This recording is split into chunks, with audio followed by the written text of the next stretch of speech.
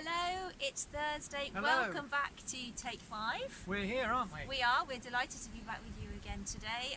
And you'll notice we're not at home. We're out and about. In sunny Devon.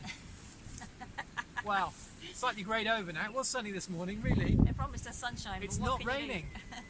Torquay, to be exact.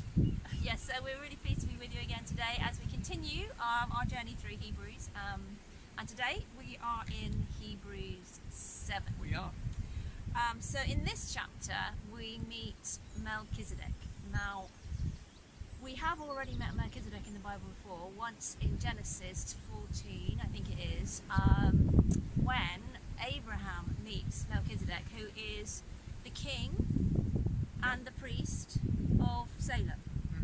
Now they meet after Abraham's been to battle and rescued Lot, and during the course of this mission that works and they get Lot and his possessions back, Abraham gives a tenth to Melchizedek, and then Melchizedek blesses Abraham, and it actually says somewhere in there that the lesser is blessed by the greater. That's right.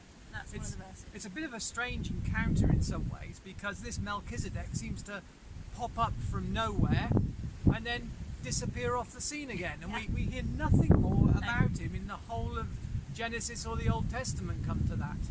And then when we get to the New Testament, the writer here, for some unknown reason, seems to pluck this character out of Genesis, but he has good reason for doing it.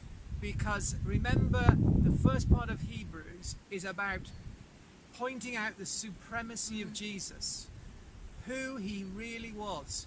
And what the writer does is he looks at Melchizedek and says, here's this priest, came out of nowhere, it would seem. We can't work out who his parents were. Yep. Disappeared. We can't work out where he went to. And yet, Abraham felt the need to give to him. Yes. And he got blessed by him. Yeah, he gave him a tenth. That's right. And the writer here says, well, that's really a foreshadow of what Jesus is like for us as our great high priest. And remember, the priest is someone who stood between mankind and God. And he says, look at Melchizedek. How much better, how much more important, how much more godlike, if you like, or priest-like, is this Jesus that we have. We can't humanly trace his ancestry. We can't humanly look at where he's gone, although we know he's ascended into heaven. He disappeared off the scene just like Melchizedek. And he says Melchizedek was a foreshadow, but we have one who is so much better as our great high priest, who intercedes for us before God. And there's a great passage at the end of the chapter. Yeah, we're moving on to verse 26, and it just says this: such a high priest truly meets our need, one who is holy, blameless, pure, set apart from sinners, exalted above the heavens. That's right. So this Jesus that the writer to the Hebrews is talking about is one who truly meets our need. Your need, my need, today, right now. So I would encourage you, wherever you're at right now, come to Jesus with your needs. Yep. Bring them to him. He is our great high priest, sat on the throne room of heaven, on the throne of heaven, the right hand of the Father, praying for you, praying for me.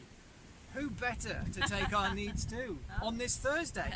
And every day. Every day, yeah. So have a great Thursday, and we will be with you tomorrow, Friday, for the last of this week's Take 5s. Enjoy your day.